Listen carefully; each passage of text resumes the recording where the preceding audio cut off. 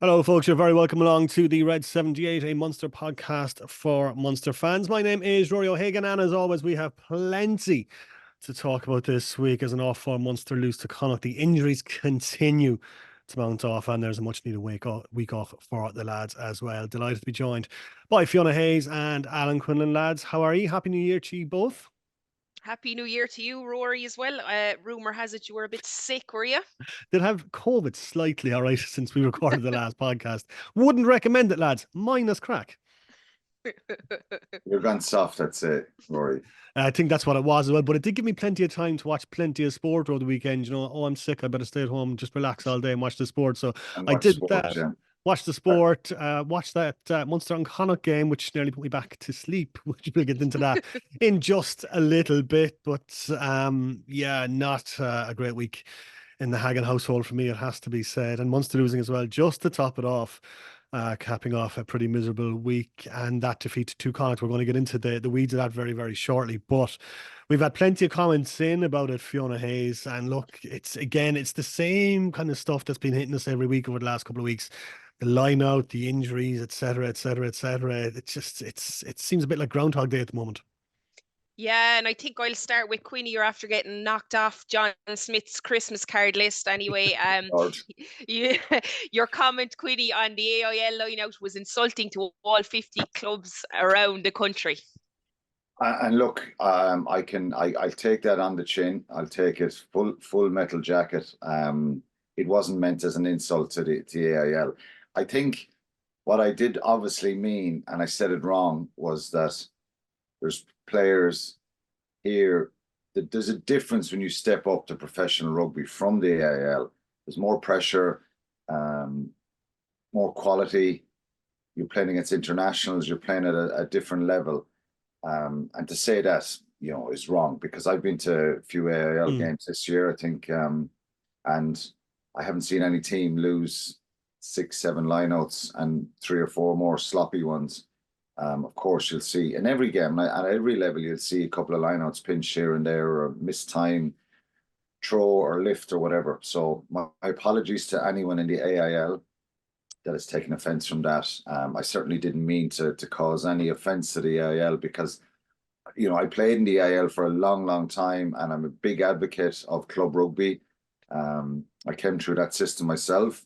I know the school system is probably the major feeder for all the academies in the 4 provinces, but the club game for me is really vital, and it's something we're probably going to talk about later in the season, particularly around the Six Nations, where I'm going to get someone on from the clubs, a couple of people on from the clubs to talk about the AIL. And interestingly, there's always a few comments about how can we get more players coming through the club system, and but the AIL is very competitive, and you go to AIL games and you see players with probably no baggage.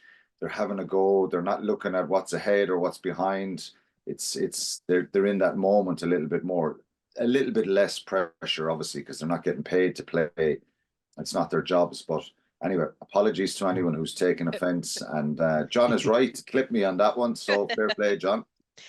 We'll say Oisin Short has positives. Zebo looked like a real threat every time he got his hands on the ball. Hodnett didn't stop working. Negatives, everyone looked absolutely exhausted and didn't have a plan B for the conditions. Lineouts, ball was way too slow coming out of the ruck, and injuries. Paddy said everyone quite rightly will be talking about the line out, but what has worried me, and not just in this match, is a lack of basic skill and rugby awareness of the lads coming through. Seriously, are the coaches at Blackrock, etc., that much better? Trevor has, are we under some sort of a curse or something? If Coombs would have slid onto the ball instead of trying to pick it up and dot it, then I'm convinced we'd have won that match. Not Gab's fault, but you make your own luck. I'm still convinced we're going to smash someone soon. Mind. Paul O'Sullivan, the line out was the big problem yesterday. Too much dummy acting with all the fake jumping going on in the line out. When someone finally, it goes over their head, gets knocked on, or is not straight. Does anyone else need to go into the market and get some short-term signings? Fiona, if I could jump into you on that one there, and I know we'd probably expand on it a little bit. I agree with that message.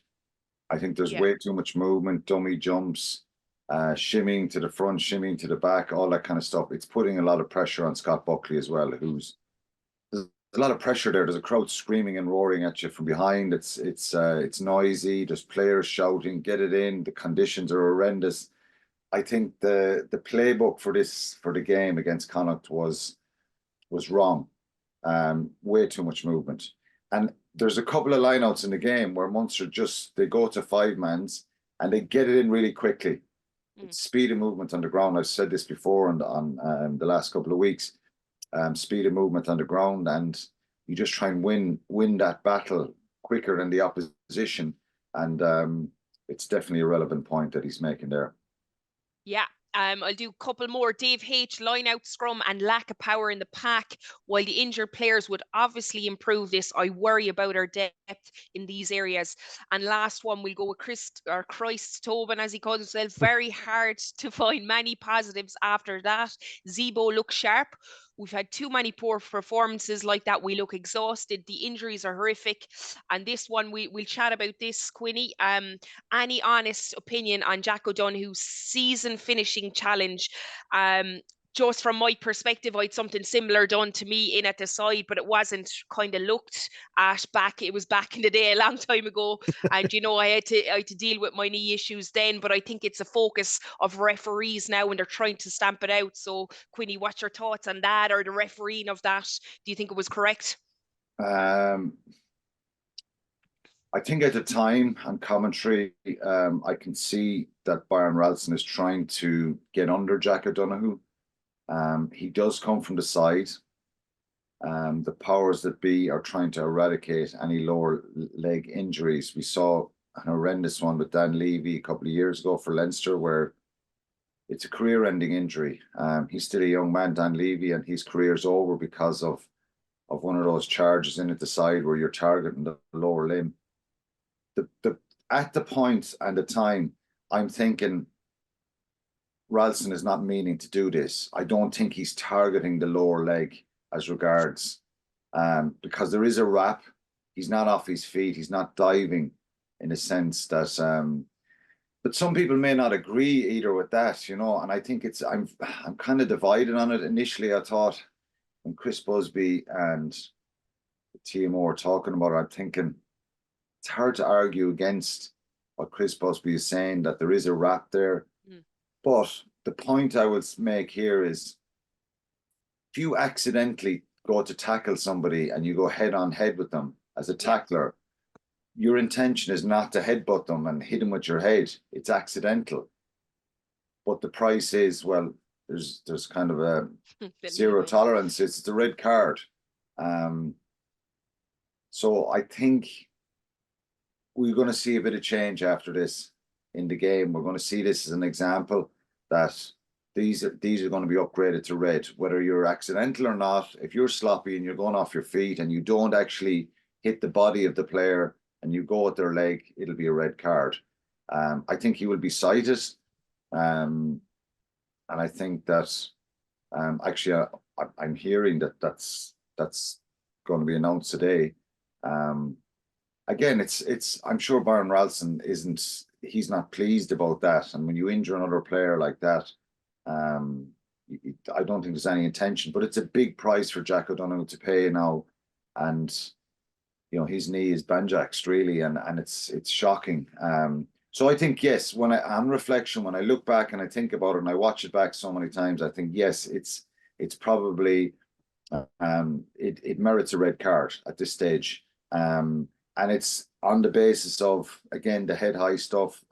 90% of those, Fiona, are not intentional. No. They're just players being a bit reckless and not dipping at the right time. There's loads of these head-on-head ones that there's definitely no intention in them.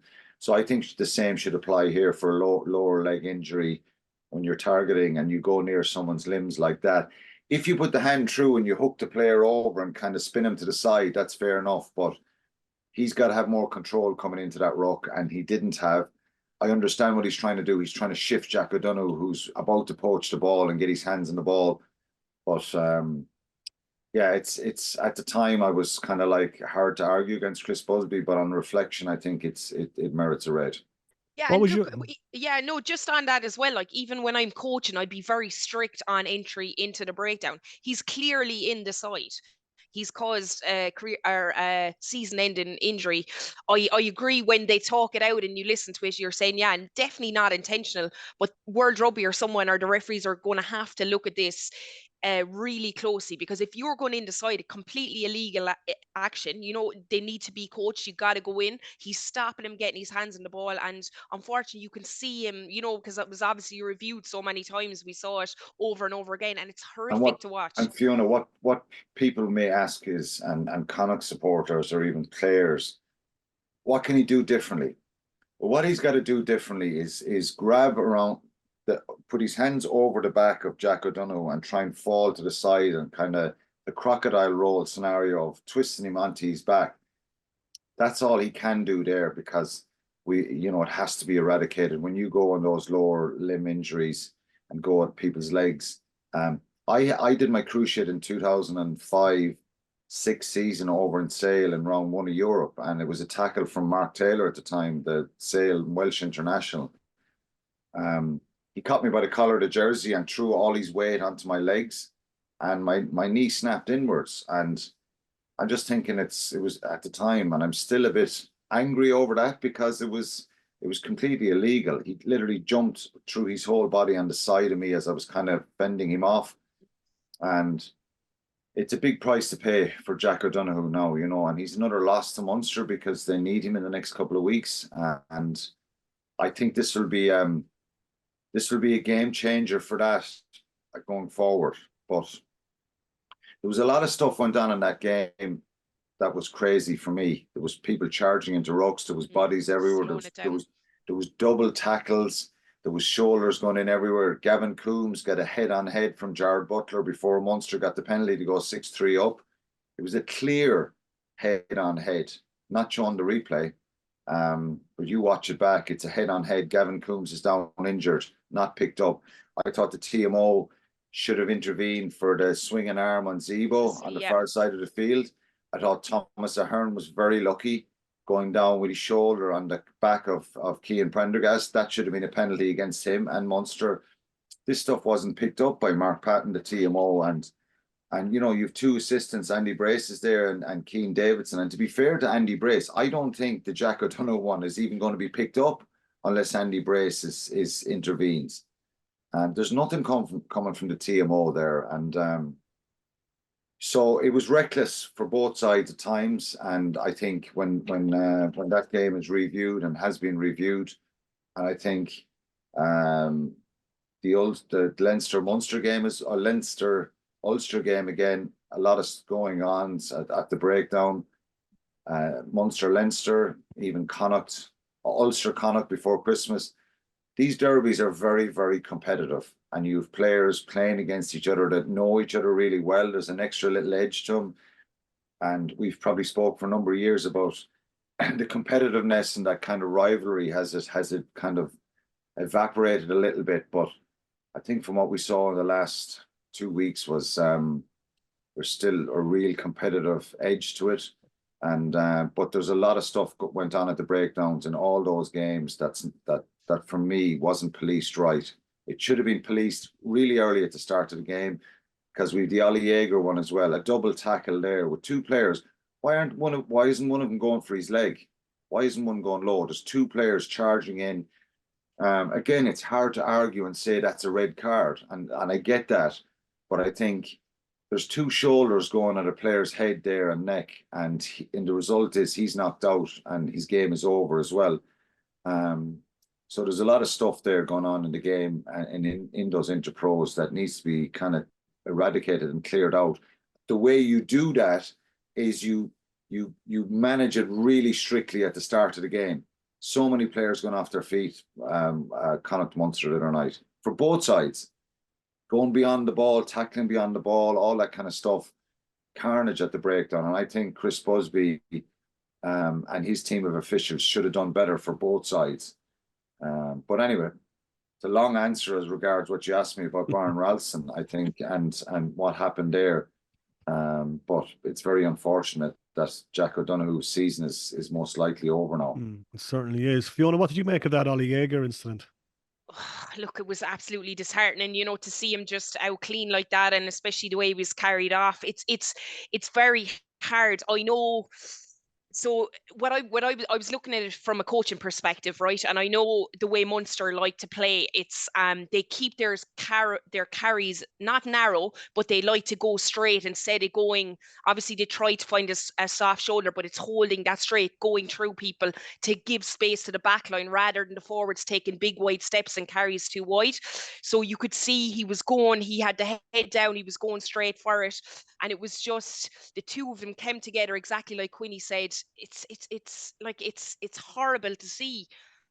Probably not high. Did it slide up, Quinny? On the shoulder Well, I think slide up Joe Joyce's his arm is tucked a arm. little bit.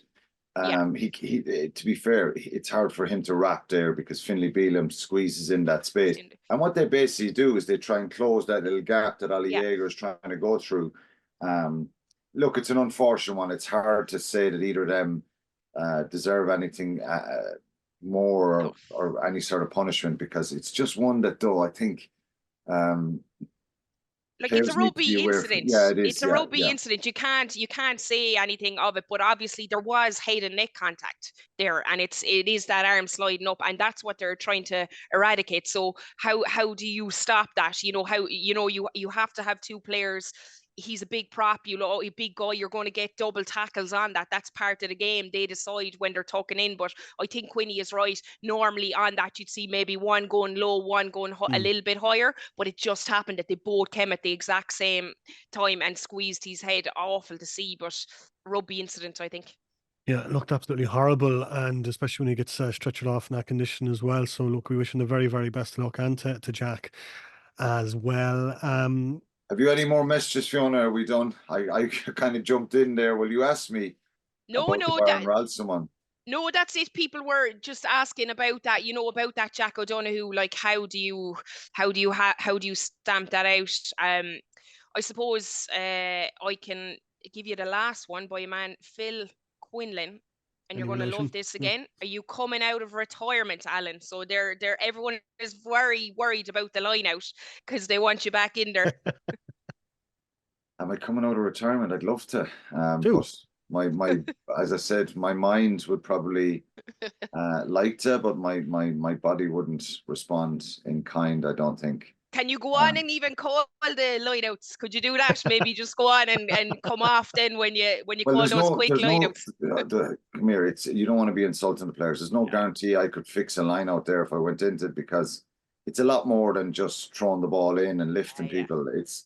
It's that experience and that repetition of people. And the point here that people don't actually realize sometimes is a lot of these fellas don't get a lot of reps in training. So when the first team is ready and available, you nearly have all your players around, they're banging out the lineouts. The other players who are kind of in the squad, they don't get that repetition and that opportunity to do countless lineouts and get really, really good as a group. Plus, they're chopping and changing a little bit. You're in, you're out. There's a lot of chopping and changing. So there's more to it than just bad throws or bad lifts or whatever. It's finding the time then as well to get this group. And then you have Finney and Wycherley and Owen Clark who pull out. That's after Saturday's session. So you've more rearranging there again really quickly and in a short period of time. So they picked up knocks in Saturday's training, the last training essentially before Monday. So they didn't get any reps. Scott Buckley, like he would have had a few, I suppose, because he would have been on the bench. But Gavin Coombs has to move in, and then it's the second one. Then Jack O'Donoghue comes in at 8. So, it's a tough one. But look, it's Wycherley probably would have been the main go-to guy as well. He's coming back. Well, they would have trained all week with them. Yeah. So it's hard. The other thing is that even watching Buckley, like I thought he actually did a great game around the park. I suppose the only thing from my perspective, and people asking me watching it as well, is there was a couple of lineouts there where one went crooked, but I think it went to Tyke Byrne, but he actually caught it down by his the bottom of his body as well, and you know, a couple of crooked throws, and you know, going off to the side. What, like, is it pressure that's doing that? Because obviously he's repping them out in training, but definitely, yes, the lift, the movement, that was all slow, but there was a couple at the start as well where he has to put his hand up and say, I mean, Quinny, like, you'll know this, coach.